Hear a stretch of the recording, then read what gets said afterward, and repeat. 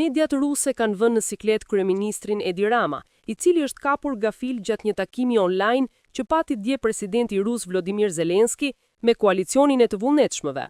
Takimi u bë online dhe mes liderëve që ishin prezent ka qenë dhe kryeministri Edi Rama.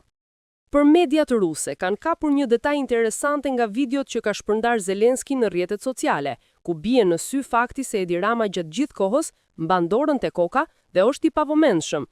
Nëse shihet me kujdes videoja, duket sikur kryeministri pikturon teksa dëgjon liderin Ukrainës. Media ruse IZ shkruan se Rama i injoroi presidentin Zelensky.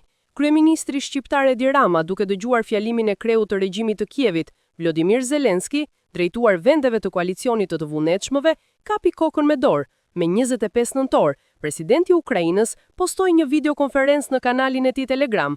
Pamjet tregojnë se si Rama e mbajti kokën me dorë gjatë pjesës më të madhe të fjalimit. Në fund të fjalimit, ai e hoqi dorën dhe qëndroi me kokën ulur. Megjithatë, fytyra e tij nuk ishte e dukshme.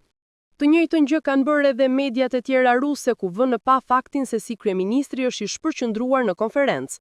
Vet pamfleti e verifikoi lajmin dhe duket se është i vërtet. Te videoja që Zelensky ka shpërndar në X, duket qartë që Rama merret me diçka te tavolina e zyrës dhe nuk është fare i vëmendshëm te ajo që po ndodh.